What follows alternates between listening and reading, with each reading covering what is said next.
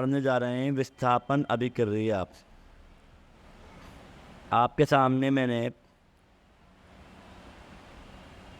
अभिक्रियाओं के प्रकार बताए थे, जिसमें आपने विभिन्न अभिक्रियाएं समझी थी। अगली अभिक्रिया बची थी विस्थापन अभिक्रिया। विस्थापन को इंग्लिश में कहते हैं डिस्प्लेसमेंट। डिस्प्लेसमेंट का मतलब होता है इधर से उधर कर देना। आपने सब्स्टिट्यूट सुना है? सब्स्टिट्यूट क्रिकेट में जब सब्स्टिट्यूट होता है तो सब्स्टिट्यूट में क्या करते हैं कि एक खिलाड़ी इंजर्ड हो जाता है तो उसकी जगह दूसरा खिलाड़ी चला जाता है। यहाँ भी कुछ ऐसी होता है, एक एक्टिविटी सिखाई है इन्होंने, क्रियाकलाप कराया है।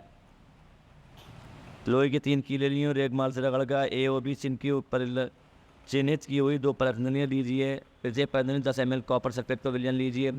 2 किलो को धागे से बांधकर सावधानीपूर्वक पर्सनल लिखिए। कॉपर सल्फेट के विलयन में लगभग 20 मिनट तक डुबो कर रखिए। तुलना करने के लिए कील को अलग रखिए। 20 मिनट पश्चात दोनों किलो कॉपर सल्फेट के विलयन से बाहर निकाल लिए। पर्सनली ए तरह बी में कॉपर सल्फेट विलयन के नीले रंग की तीव्रता का तुलना कीजिए। कॉपर सल्फेट विलयन जो भी किलो रंग की तुलना बाहर रखे किलो से कीजिए। क्या मिलता है फिर आपको? साफ साफ दिखा रहे हैं कि अगर आप टेस्ट ट्यूब आपने करे हैं तो टेस्ट ट्यूब में लोहे की कील और कॉपर सल्फेट के विलयन से बाहर निकाले गए लोहे की ए वाला और बी वाला, ये गहरा नीला है, ये कम नीला है। नीला रंग कॉपर आयन की वजह से होता है। लोहे की कील का रंग भूरा क्यों हो गया? तो कॉपर सल्फेट के विलयन नीला रंग मैलिन को पड़ गया। ये फार्मूला है, रिएक्शन है Fe लोहा iron copper sulphate FeS4 copper. ध्यान से देखें, गौर से। क्या करा इन्होंने? क्योंकि Fe लोहा कॉपर से ज़्यादा क्रियाशील है तो लोहा कॉपर को डिस्प्लेस करके खुद जुड़ गया। गौर से देखें, और कॉपर अलग हो गया। लोहे ने कॉपर को अलग कर दिया, कॉपर सल्फेट के विलयन से विस्थापित कर दिया। विस्थापित माने हटा दिया, अलग कर दिया, डिस्प्लेस कर दिया। इसीलिए इसे विस्थापन अभिक्रिया कहते हैं। यही अभिक्रिया कुछ जिंक के कॉपर के साथ भी होती है, क्योंकि जिंक भी कॉपर के मुकाबले ज़्यादा क्रियाशील है। जिंक ने कॉपर को अलग कर दिया, कॉपर यहाँ से भी अलग हो गया। लेड भी कॉपर को अलग कर देता है, कॉपर अलग कर दिया। जिंक तथा लेड कॉपर की अपेक्षा अधिक क्रियाशील तत्व हैं, यौगिक के विस्थापित कर देते हैं। अगली अभिक्रिया है द्विविस्थापन अभिक्रिया, डबल डिस्प्लेसमेंट अभिक्रिया। द्विविस्थापन, द्विविस्थापन मतलब डबल डिस्प्लेसमेंट। इसका मतलब हुआ एक तत्व इसको रिएक्शन करेगा और एक तत्व इसको। BaSO4 को अलग करेगा और NaCl के साथ, क्योंकि Na की क्रिया ज़्यादा Cl के साथ होती है। और से देखें, एक बार फिर देखें, सोडियम ने क्लोरीन के साथ रिएक्शन करके सोडियम क्लोराइड नमक बनाया, और बेरियम ने सल्फेट के साथ ग्रुप करके बेरियम सल्फेट बनाया।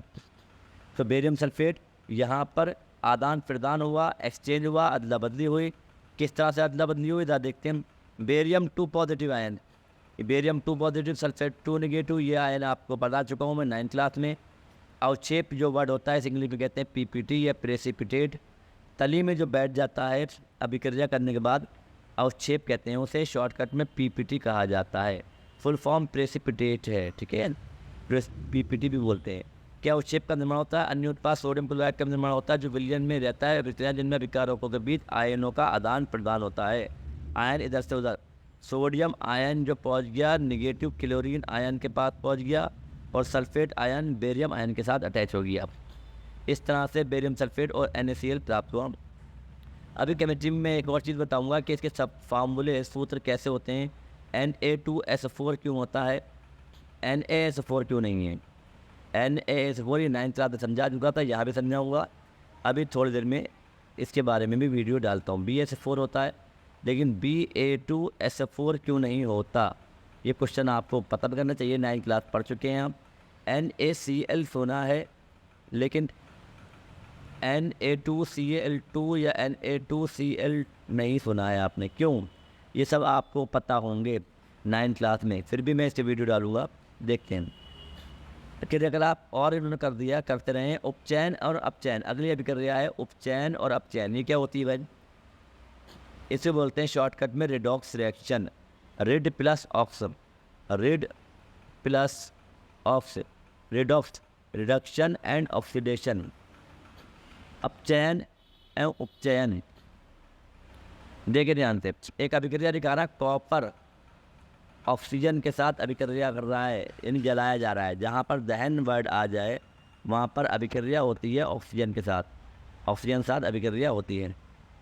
कॉपर चूरे की सतह पर कॉपर सल्फाइड का प्रजाति काला पदार्थ क्या बना है? ऑक्सीजन के योग से बना होता है। कॉपर ऑक्सीजन की हवा के साथ रिएक्शन करके कॉपर ऑक्साइड बना लेता है। इस गर्म पदार्थ कॉपर के ऊपर हाइड्रोजन गैस प्रवाहित की जाए तो सतह की काली परत भूरे रंग की हो जाती है, क्योंकि इससे विपरीत अभिक्रिया उत्पत्ति कॉपर प्राप्त होता है। अभिक्रिया विपरीत दिखा रहा है, कॉपर ऑक्साइड को वाटर के साथ रिएक्शन कराएं तो कॉपर और वाटर अलग हो जाएगा। अब देखें, एक में ऑक्सीजन बढ़ रहा है तो उसे बोलते हैं उपचयन। क्या बोलते हैं? परिभाषा देख लें एक बार और ध्यान से। अब सर, जब किसी पदार्थ में ऑक्सीजन की वृद्धि होती है तो कहते हैं कि उसका उपचयन हुआ है। इंग्लिश में कहते हैं ऑक्सीडेशन हुआ है। क्या कहते हैं?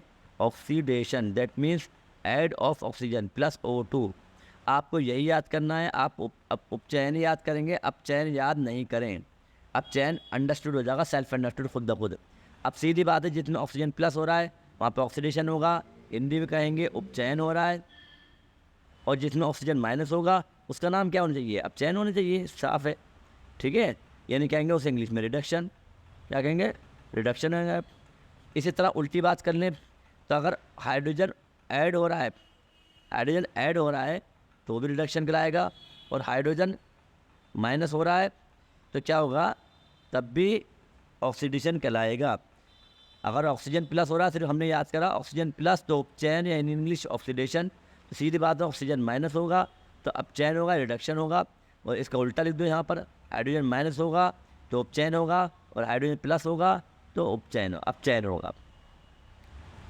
ध्यान रखें, दोनों अभिक्रियाएँ साथ साथ चलती हैं, क्योंकि एक जगह ऑक्सीजन हटेगी तो एक जगह ऑक्सीजन जुड़ेगी भी। ऐसा हो नहीं सकता कि ऑक्सीजन हट के कहाँ जाएगी, कहीं ना कहीं जुड़ेगी। तो दोनों अभिक्रियाएँ साथ साथ होती हैं, तो इसीलिए दोनों अभिक्रियाओं को शॉर्ट में रिडॉक्स कहते हैं। रिडॉक्स या रेडॉक्स। ठीक है। उपचयन, अपचयन। कॉपर सेकेंड ऑक्साइड में ऑक्सीजन का ह्रास हो रहा है, कमी हो रही है, अपचयित हो रहा है। उल्टा उल्टा होता है, ऑक्सीजन का जहाँ कमी हो रही है वो अपचयित होता है, ऑक्सीजन की वृद्धि हो रही है इसलिए उपचयित हुआ। हाइड्रोजन में ऑक्सीजन की वृद्धि हो रही है इसलिए ये उपचयित हुआ।